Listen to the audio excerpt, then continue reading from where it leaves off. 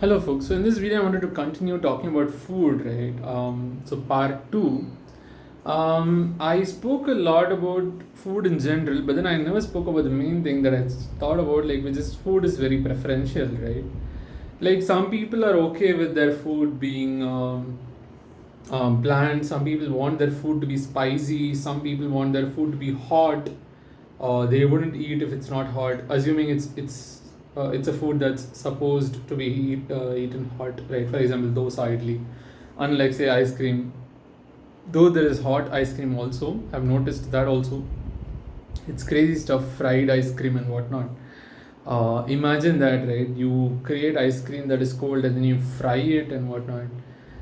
The amount of processing that goes into making a fried ice cream. You first of all freeze it and then next fry it. Wow, okay. And the same is true for like a lot of different kinds of say fried rice, for example. I've eaten fried rice and I can say that it's very processed, right? Because first you take the rice, you boil it, and then you fry it, and then you give it to the person as fried rice. Like I'm like, what? Right? Because like amount of processing, like boiling and then frying, and like what is going on, right? Same is true for idli upma. It's a very popular dish that people make in the south, where if they have old idlis that is stale now and cold, now they make it as they fry it up. So first they make a batter out of the rice, right? Rice and dal, and then they make idli with it by boiling the batter, and then idli batter, and then they after making the idli it becomes cold, and like the next day they'll take that idli and then they'll fry it and then call it as idli upma, right? I'm like, how much processing, right? But some people like their food like that, right? But some people are like, all that processing they're fine. Some people are like, no, I don't want that much processing. Some people do want their food to be old or not fresh, right? For example, if I make idli and it becomes cold, I can't again boil it or heat it up and give it to someone. They'll be like, I want my idlis fresh. Interestingly, people want their food healthy. Like not all people, some people, they want live healthy. They want their food to be fresh. They want their food to be tasty. They want their food immediately, right? This is possible only in fast food and junk food, because to make really good food, tasty food, and fresh food, it's gonna take some time, especially with healthy food, right? And if it's junk food, it's easy to make fresh food immediately. That's why it's called fast food for a reason. It's called fast food for a reason because you can make it really fast, right? If you want really fresh food, let's say fresh dosas that is made just now, it's going to take some time to make the dosa, to take the batter, put it on the tawa, and for it to boil up and come. Maybe dosas are easier to make fast. Let's say you have some curry to make, right? If they have the curry already pre-made, they just have to heat it and give it to you, and they'll give it to you really fast, and you'll be like, wow, this restaurant gives me food really fast. But then you'll quickly realize, how come it came fast?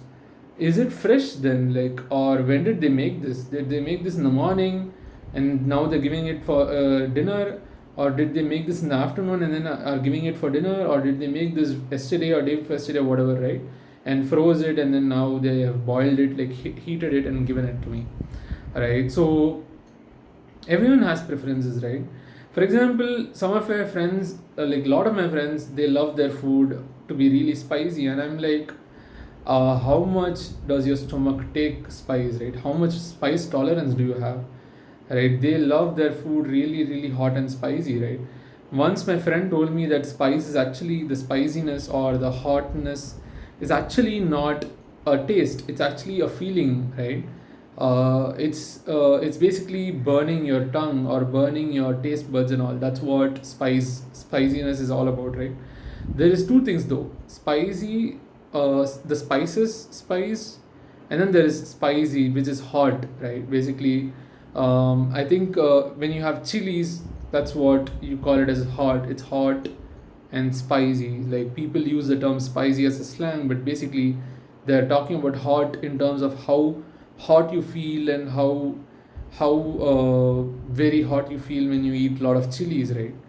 So, and then some people like their food bland, and some people like their food to have simple taste, single taste, instead of like multiple tastes. In India, a lot of the food that you eat is not simple. It's made with a lot of ingredients such that it gets its taste from many ingredients. It's hard to even recognize all the ingredients. But then in some European countries, say Italy and all that, the food is a bit bland and you can actually find the taste very easily because it's usually single ingredient, or there is only one main ingredient in the, the whole taste, the sauce or whatever they make, right? For their pasta and all that, or for their pasta, spaghetti pasta, or whatever pasta they make, right? So everyone has food preferences, right? Eating food hot, cold, tasty food, spicy food. So it's really hard when someone is cooking food, right? Let's say for a hostel, you're cooking food for 100 people, 20 people. You have anything more than one person, it's going to be hard to actually cater to the preferences of multiple people, right? People have preferences. And so I usually say that, food is a very preferential thing, like any other thing.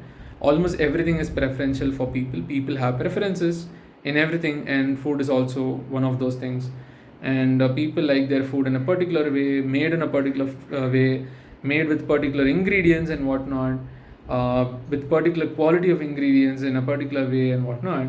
And they would like to call their food, say XYZ, only when it is made in a particular way with particular ingredients and whatnot. Because, for example, someone will say, this is not this dal because dal is made with this thing, say this particular kind of dal and whatnot, or this is not roti, or this is not chapati, chapati is made like this and whatnot, right?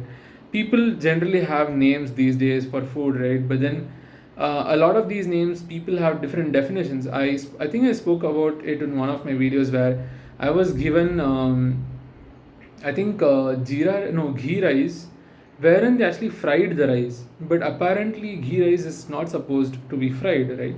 But they fried it for me. They told me that they already had rice. They put ghee in the tawa, they put rice, and they fried it up. And they wanted to heat the rice before they give it to me. So they fried it up, right? And I would call it fry because you just put the uh, rice on the tawa along with ghee, right? Instead of not putting it on the tawa and just putting ghee and giving it to me hot. But then for that they have to make the rice hot at that time, but they already pre-made the rice, right? So I wouldn't call it ghee rice because that's not what I read on the internet, right? But everyone has their own recipes, right? So they have their own recipes, they have their own definitions of what is a dish, how it should be made, how it should taste and whatnot, right? For example, in Tamil Nadu, sambar tastes usually spicy or salty and all, but in Karnataka, in Bangalore, sambar tastes a tinge bit sweet, right? Which I am not so used to, but I'm fine with it, I'm okay with it, though I am not a fan of it and all, right? A lot of people actually get really angry with it, right? They're like, why did they put sweet in it? Why did they put, say, honey or jaggery or sugar in it, right? Um, so yeah, I mean, when someone says they made the food, so like they talk about someone else and they say they made my food oily, or someone was saying that, say we are in the hostel and like someone says, hey, someone told me that the quality of the oil that they use is very not good, and I'm like, food is a very preferential thing. If you want to control every aspect of it, you need to make your own food, because to be able to control every aspect, every ingredient, let's say your vegetables, you have to have your own farm, grow your own vegetables in the way that you like, and say without pesticides, fertilizers, or whatever you want, and grow it, wait for it to produce the, water yield and whatnot, create the carrots, tomatoes, onions, potatoes, and everything, and then cucumbers or whatever you need, and then you get it, and then get all the ingredients, get water, and make the dal, make the rice, grow the dal, grow the rice in your farm, and then get all the kinds of ingredients in your own farm, and then make them, process them, and then eat them, right? Because that's how you can actually control every part of the food, right? Or else you need to understand that you can't control every aspect of the food that you are actually consuming, right? you are going to have to actually delegate some parts of the process, right, of making the food. Or you need to understand that some things you cannot control, and if you need to control, you need to actually put in a lot of time, effort, energy, and money to be able to control every aspect of your food, right? And you need to understand food is a very preferential thing, and I also understand that, and I understand that many people are not happy with the food that they eat, um, especially when it's not tasty. When it's tasty, in my previous video, I was talking about how one of my friends said, if the food is tasty, people never complain. People are slaves of their tongue, of their taste, than guardians of their body. Anyways, people will eat unhealthy junk shit and whatnot, but if it's tasty, they will do it. But if it's not tasty, they'll start complaining, right? So yeah, I mean, and they'll start talking about their preferences and whatnot. Well, if your preferences are to be met, you have to be able to control different parts of the process of making the food. You will probably have to make it yourself, because even when you have a cook, it's going to be really hard to actually instruct the cook, communicate of what you really want, and for them to understand what you really want. And it's going to be very much like micromanaging the cook, because I have seen literally people talk about how they are trying to micromanage their cook because they want their food in a very specific way. They have their own preferences, which is not a bad thing, but they need to understand that it's really hard to satisfy those preferences. It's going to be hard, right? Even if you have a cook, because they don't have the time to make the food, but then they will need to spend quite some time, energy, and effort and money to be able to instruct the cook. First of all, hire a cook who will listen to them, and then instruct the cook of how to make the food, how they want the food, right? For example, one of my friends, she has GERD, which is actually some esophagus gastronomical some disorder, right? So wherein acids come up from the stomach and then comes up, and it causes a lot of heartburn or whatever, I think. A lot of people have this. Apparently, she used to eat a lot of spicy food when she was in university, and then later she got GERD, and then now she doesn't eat spicy food, and she has a cook whom she actually instructs to make food in a very particular way, right? For based on her needs and requirements and preferences, right? So and people have their own cuisine that they like, for example, North Indian, South Indian, and whatnot. So you need to get a cook who understands how to make authentic, whatever authentic means to you. For example, though I'm from South, say from Tamil Nadu, Tamil Nadu has so many cities and towns and villages. Every place has their own way of cooking some kinds of food.